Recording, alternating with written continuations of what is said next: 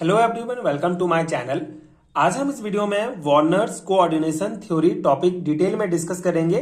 Coordination chemistry chapter का एक बहुत इंपॉर्टेंट टॉपिक है, एक इंपॉर्टेंट थ्योरी है। सन 1893 में अल्फ्रेड वार्नर ने कोऑर्डिनेशन केमिस्ट्री को समझाने के लिए एक थ्योरी दिया जिसको वार्नर्स कोऑर्डिनेशन थ्योरी कहा जाता है। इसके इंपॉर्टेंट पॉस्टुलेट्स को एक एक करके हम समझते हैं। Alfred Werner's propose coordination theory in 1893। The postulates of this theory are, तो पहला इंपॉर्टेंट पॉस्टुलेट्स जो अल्फ्रेड वार्नर ने दिया इस थ्योरी के लिए वो था metal central metal ion has two type of valency. First is primary or principal valency and second is secondary or auxiliary valency. Primary valency may be ionic and it is represented by dotted line, while secondary valency is not ionic and it is represented by solid line। ठीक है, तो ये पहला important postulate था। Concept क्या था कि जो मेटल आयन होते हैं, जो सेंट्रल मेटल आयन होता है, उसके दो तरह के वैलेंसी होते हैं उसमें। ठीक है, एक होता है प्राइमरी वैलेंसी जिसको प्रिंसिपल वैलेंसी भी कहा जाएगा, और सेकंड होता है सेकेंडरी या ऑक्सिलरी वैलेंसी। ठीक है, तो ये जो प्रिंसिपल वैलेंसी होता है ये बेसिकली मेटल आयन का ऑक्सीडेशन स्टेट होता है और ये आयनिक नेचर का होता है। और डायग्राम में अगर इसको हमको शो करना होगा तो प्रिंसिपल वैलेंसी को हम डॉटेड लाइन के द्वारा शो करते हैं। एंड जो सेकेंडरी वैलेंसी होता है ये बेसिकली नॉन आयनिक होती है और इसको हम सॉलिड लाइन के द्वारा इसको डायग्राम में दिखाया जाता है। ठीक है, तो ये जो है एक पहला इंपॉर्टेंट पॉस्टुलेट है जिसमें सिंपल कॉन्सेप्ट बताया गया है कि जो सेंट्रल मेटल आयन होता है उसके पास दो वैलेंसीज होते हैं, एक प्राइमरी और एक सेकेंडरी वैलेंसी। ठीक है, सेकेंड हमारा पॉस्टुलेट्स है each metal atom try to satisfy both primary and secondary valencies. Primary valencies of metal ion is always satisfied with anions, and anion may be outside or inside of the coordination sphere. Secondary valencies may be satisfied by anion or neutral molecule or by cation also. Generally anion satisfy primary as well as secondary valency also। ठीक है, तो यहाँ पे जो हमारा primary and secondary valencies है उसको वो किस प्रकार से सेटिस्फाई होते हैं उस कॉन्सेप्ट को इस पॉस्टुलेट में समझाया गया है। तो देखिए, हर एक मेटल एटम प्राइमरी और सेकेंडरी वैलेंसी दोनों को सेटिस्फाई करने की कोशिश करते हैं, लेकिन जो प्राइमरी वैलेंसी होता है इसको हमेशा जो है एनायन जो होते हैं ये सेटिस्फाई करते हैं प्राइमरी वैलेंसी को। एंड ये आयन कॉम्प्लेक्स के अंदर या बाहर हो सकते हैं। ठीक है, जो प्राइमरी वैलेंसी होते हैं आयन कॉम्प्लेक्स मतलब जो हमारा कोऑर्डिनेशन स्फीयर होता है, जो पिछले वीडियो में हमने ये टर्म को समझा था, तो कोऑर्डिनेशन स्फीयर के अंदर या बाहर हो सकते हैं ये जो हमारे एनायंस होते हैं जो प्राइमरी वैलेंसी को सेटिस्फाई करेंगे।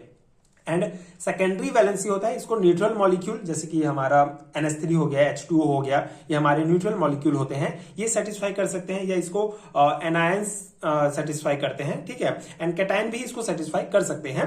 तो जो सेकेंडरी वैलेंसी होता है उसको मेनली एनायन, कैटायन या न्यूट्रल मॉलिक्यूल सेटिस्फाई करते हैं। ठीक है, और ये आयंस जो होते हैं वो कॉम्प्लेक्स के अंदर होते हैं, जो हमारा आयनाइजेशन कोऑर्डिनेशन स्फीयर होता है उसके अंदर होते हैं। और जो प्राइमरी वैलेंसीज के जो हमारे एनायंस होते हैं ये बेसिकली अंदर या बाहर दोनों हो सकते हैं। तो इस कॉन्सेप्ट को इस पॉस्टुलेट्स में समझाया गया है। हमारा थर्ड पॉस्टुलेट है each metal ion has fix value of secondary or auxiliary valencies. This number of secondary valency is called coordination number of metal ion. ठीक है, तो सिंपल सा कॉन्सेप्ट है, हर एक मेटल आयन के लिए एक फिक्स कोऑर्डिनेशन नंबर होता है जिसे सेकेंडरी वैलेंसी कहा जाता है। ठीक है, जैसे यहाँ पे एग्जांपल दिया गया है, coordination number of platinum 4, iron 3, iron 2 and chromium 3 is 6। ठीक है, तो इन आयंस का जो हमारा कोऑर्डिनेशन नंबर होता है 6 होता है, while coordination number of platinum 2, copper 2 and palladium 2 is 4। ठीक है, तो इन आयंस का हमारा कोऑर्डिनेशन नंबर 4 होता है। तो सिंपल सा है कि हर एक मेटल आयन का जो कोऑर्डिनेशन नंबर होता है वो फिक्स होता है, जिसको ही सेकेंडरी या ऑक्सिलरी वैलेंसी कहा जाता है। ठीक है, एंड फोर्थ हमारा पॉस्टुलेट है secondary valencies are oriented in definite direction in space, so there is definite geometrical rearrangement. Example auxiliary valency of nickel is 4 which are arrange tetrahedrically. ठीक है, तो इस पॉस्टुलेट का हमारा कॉन्सेप्ट ये है कि जो सेकेंडरी वैलेंसीज होते हैं वो डेफिनेट डायरेक्शन में ओरिएंटेड होते हैं। ठीक है, जो सेकेंडरी वैलेंसीज होते हैं वो डेफिनेट डायरेक्शन में ओरिएंटेड होते हैं। इसका मतलब ये है कि सेकेंडरी वैलेंसी जो लिगेंड्स होंगे वो 3D स्पेस में स्पेसिफिक अरेंजमेंट फॉलो करती है। ठीक है, जिससे जो कॉम्प्लेक्स की जियोमेट्रिक शेप होती है वो डिसाइड होती है। जैसे एग्जांपल में हमारा दिया गया है कि जो निकिल होता है इसका ऑक्सिलरी वैलेंसी 4 होता है एंड ये फिर टेट्राहेड्रल अरेंजमेंट फॉलो करती है। ठीक है, तो सिंपल सा कॉन्सेप्ट है, मतलब कि जो सेकेंडरी वैलेंसीज होती हैं वो डेफिनेट डायरेक्शन में ओरिएंटेड होंगी, जिसके कारण उसका डेफिनेट जियोमेट्रिकल रीअरेंजमेंट जो है डिसाइड होता है। जैसे निकिल का 4 है तो ऑक्सिलरी वैलेंसी 4 है, मतलब कि ये टेट्राहेड्रिकली अरेंज हुआ है। ठीक है, यानी कि जो निकिल है, निकिल के 4 लिगेंड टेट्राहेड्रल शेप में अरेंज होंगे। ठीक है, तो ये सिंपल सा जो है पॉस्टुलेट है। तो वार्नर कोऑर्डिनेशन थ्योरी के 4 इंपॉर्टेंट ही पॉस्टुलेट हैं जिसको अल्फ्रेड वार्नर ने दिया था एंड इंपॉर्टेंट है, चारों इंपॉर्टेंट पॉस्टुलेट्स आप ध्यान रखेंगे। कुछ और इंपॉर्टेंट पॉइंट्स जो इस थ्योरी के बारे में बताया गया था उस कॉन्सेप्ट को हम यहाँ पे डिस्कस करते हैं। So structure of cobalt chloride and ammonia complex. ठीक है, so Werner success to form many complexes of cobalt and cobalt chloride and ammonia in different ratio. ठीक है, तो वार्नर ने क्या किया था, बहुत सारे कॉम्प्लेक्स बनाए थे कोबाल्ट और कोबाल्ट क्लोराइड एंड अमोनिया, इन सभी को डिफरेंट रेशियो में मिलाकर। On adding AgNO3 solution, number of chloride precipitate can be known. This result reveal that what quantity of chloride is used for primary valency and secondary valency। ठीक है, तो इसका concept ये है कि वार्नर ने क्या किया, कोबाल्ट क्लोराइड और अमोनिया को मिक्स करके मतलब अलग अलग रेशियो में मिक्स करके अलग अलग कॉम्प्लेक्स उन्होंने बनाए। ठीक है, उसके बाद क्या किया कि ये जो अलग अलग कॉम्प्लेक्स थे उसमें उन्होंने AgNO3 जो है उसमें मिक्स किया, उन्होंने सिल्वर नाइट्रेट मिक्स किया। उसके बाद जो सिल्वर नाइट्रेट मिक्स करने के बाद क्या हुआ कि जो फ्री Cl आयन होते हैं, ठीक है, फ्री Cl आयन जो होंगे वो बेसिकली AgCl के रूप में प्रिसिपिटेट बना लेते हैं। ठीक है, यहाँ पे कॉन्सेप्ट वही है कि क्लोराइड और अमोनिया को जो है साथ में मिक्स करके अलग अलग कॉम्प्लेक्स बनाया। उसके बाद फिर उसमें उन्होंने AgNO3 मिलाया। तो AgNO3 मिलाने के बाद क्या होता है कि जो हमारा फ्री Cl माइनस आयन होते हैं वो AgCl के रूप में प्रिसिपिटेट बना लेते हैं। ठीक है, प्रिसिपिटेटेड बना लेते हैं। इससे पता चलता है कि मेनली इस कॉन्सेप्ट से ये पता चलता है कि क्लोराइड का कितना क्वांटिटी प्राइमरी सेकेंडरी वैलेंसी में यूज होता है। ठीक है, इस कॉन्सेप्ट का मेन यही उद्देश्य था कि जो क्लोराइड है हमारा उसका कितना क्वांटिटी प्राइमरी और सेकेंडरी वैलेंसी में यूज होता है। जैसे यहाँ पे एग्जांपल दिया गया है, एक टेबल है हमारा जिसमें कुछ कॉम्प्लेक्स कंपाउंड के नाम है एंड वार्नर के द्वारा फॉर्मूला दिया गया था इनका कलर और इनके क्लोराइड आयन। जैसे कि पहला अगर हम एग्जांपल समझें तो हमारा है ल्यूटो कोबाल्टिक क्लोराइड। ठीक है, जिसका वार्नर ने फॉर्मूला दिया था COCl3 6NH3। ठीक है, तो ये फॉर्मूला है, इसका कलर था ऑरेंज एंड क्लोराइड आयन जो है वो 3 होंगे, मतलब फ्री क्लोराइड आयन 3 है, मतलब कि 3 AgCl बनेगा। ठीक है, एंड इसका मॉडर्न फॉर्मूला ये दिया गया था। तो इसमें बेसिकली इसमें जो है सारे 6 लिगेंड जो है NH3 के साथ लगे हुए हैं, मतलब कि सेकेंडरी वैलेंसी हमारा 6 हो जाएगा। तो जो सारे 3 हमारे Cl माइनस आयन है वो प्राइमरी वैलेंसी होंगे, ये बाहर में होंगे। ठीक है, ये यहाँ पे बाहर में दिया गया है।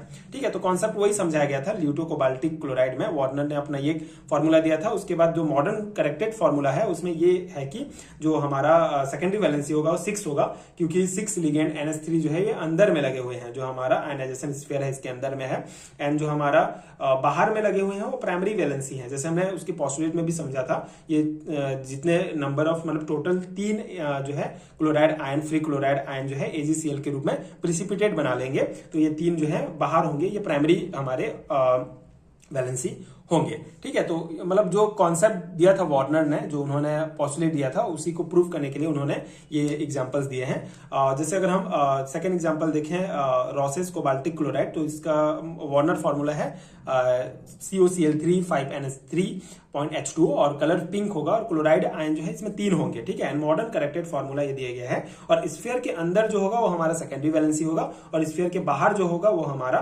प्राइमरी वैलेंसी होगा। और प्राइमरी वैलेंसी कैसे डिसाइड होगा कि कितने नंबर ऑफ मतलब क्लोराइड का कितना क्वांटिटी प्राइमरी वैलेंसी या सेकेंडरी वैलेंसी में यूज हुआ है। तो इस प्रकार से उसको निकालने के लिए क्या कॉन्सेप्ट यूज किया था उन्होंने कि बहुत सारे उन्होंने कॉम्प्लेक्स बनाए थे कोबाल्ट क्लोराइड और अमोनिया को मिलाकर। उसके बाद फिर उसको AgNO3 उसमें ऐड किया, जिससे फिर क्लोराइड जो है वो AgCl के रूप में प्रिसिपिटेट बना लेता है। ठीक है, जिससे हमको पता चल जाता है कि कितना फ्री क्लोराइड आयन है इस कंपाउंड में। ठीक है, तो ये कुछ एग्जांपल हैं जो आप ध्यान रखेंगे। आई होप कि आपको समझ में आ गया होगा concept. In Werner theory primary valency and secondary valencies are represented by complete solid and dotted line respectively. ठीक है, तो वार्नर थ्योरी के आधार पर जब हम प्राइमरी वैलेंसी को रिप्रेजेंट करते हैं डायग्रामेटिक फॉर्म में, तो उसको हम कंप्लीट सॉलिड में एंड सेकेंडरी वैलेंसीज को डॉटेड लाइन के द्वारा रिप्रेजेंट किया जाता है। इंपॉर्टेंस अगर हम समझें है वार्नर थ्योरी का, तो Werner theory along with some correction is important today also. Now secondary valency is represented by arrow in place of dotted line, ठीक है, मतलब कुछ करेक्शन इसमें किया गया है। बाकी उसके अलावा ये आज के कॉन्टेक्स्ट में भी बहुत इंपॉर्टेंट थ्योरी है। तो इसमें एक इंपॉर्टेंट करेक्शन ये किया गया है कि सेकेंडरी वैलेंसी को जो है अभी एरो के द्वारा रिप्रेजेंट किया जाता है, पहले डॉटेड लाइन के द्वारा रिप्रेजेंट किया जाता था। And with the help of this theory metal ligand bond can be explain well, ठीक है, मेटल एंड लिगेंड के बीच जो बॉन्ड होता है, जो कोऑर्डिनेशन बॉन्ड बनता है, उसको इस थ्योरी के द्वारा अच्छे से एक्सप्लेन किया जा सकता है। And due to different shape of coordination number of 4 and 6 possibility of isomers occur in Warner compound. Optical isomerism is also reported especially in compounds of coordination number 4 and 6, ठीक है। तो इसका कॉन्सेप्ट ये है कि कोऑर्डिनेशन नंबर जैसे अलग अलग है, हमारा 4 है तो स्क्वायर प्लानर होगा या टेट्राहेड्रल स्ट्रक्चर होगा, एंड अगर कोऑर्डिनेशन नंबर 6 है तो ऑक्टाहेड्रल स्ट्रक्चर होगा। तो इस वजह से इसका जो आइसोमेरिज्म है ये हमको पता चलता है, आइसोमेरिज्म मिलती है। And coordination number 4 and coordination number 6 complex में ऑप्टिकल आइसोमर्स मिलते हैं, ये भी हमको इस थ्योरी के द्वारा पता चलता है, ठीक है। तो ये कुछ इंपॉर्टेंट इसके पॉस्टुलेट्स हैं एंड इंपॉर्टेंट इसके पॉइंट हैं। आई होप कि आपको समझ में आ गया होगा वार्नर कोऑर्डिनेशन थ्योरी। यहाँ पे एक करेक्शन आपको नोट्स में करना होगा। फर्स्ट पॉस्टुलेट में यहाँ पे कहा गया है कि प्राइमरी वैलेंसी में भी ionic and it represented by dotted line, तो यहाँ पे आपको सॉलिड लाइन करना पड़ेगा, ठीक है, डॉटेड यहाँ पे सॉलिड लाइन, क्योंकि जो प्राइमरी वैलेंसी होता है उसको सॉलिड लाइन के द्वारा रिप्रेजेंट किया जाता है, एंड जो हमारा सेकेंडरी वैलेंसी है उसको डॉटेड लाइन के द्वारा रिप्रेजेंट किया जाता है, ठीक है, जिसको आज के कॉन्टेक्स्ट में बेसिकली सेकेंडरी वैलेंसी को फिर एरो के द्वारा शो किया जाता है, ठीक है। तो ये कुछ इंपॉर्टेंट पॉइंट्स थे वार्नर कोऑर्डिनेशन थ्योरी के। आई होप कि आपको समझ में आ गया होगा। कोऑर्डिनेशन केमिस्ट्री का एक बहुत इंपॉर्टेंट थ्योरी है, थ्योरी एग्जाम्स में पूछा जाता है, तो उस पर्सपेक्टिव से मैंने आपको ये नोट्स प्रोवाइड किया है एंड बेसिक कॉन्सेप्ट समझाने का प्रयास किया है। आई होप कि आपको समझ में आ गया होगा। एंड अगर आपको हैंड रिटन नोट चाहिए बीएससी एंड एमएससी लेवल के थ्योरी एग्जाम्स के लिए, तो नीचे डिस्क्रिप्शन बॉक्स में आपको पीडीएफ स्टोर का लिंक मिलेगा, आप चेक कर सकते हैं, वहां से आप हैंड रिटन नोट्स डाउनलोड कर सकते हैं, जो आपके एग्जाम प्रिपरेशन के लिए बहुत हेल्पफुल होगा। एंड अगर ये वीडियो हेल्पफुल है तो आगे के वीडियोस देखने के लिए चैनल के साथ जुड़े रहिए। Thank you so much for watching.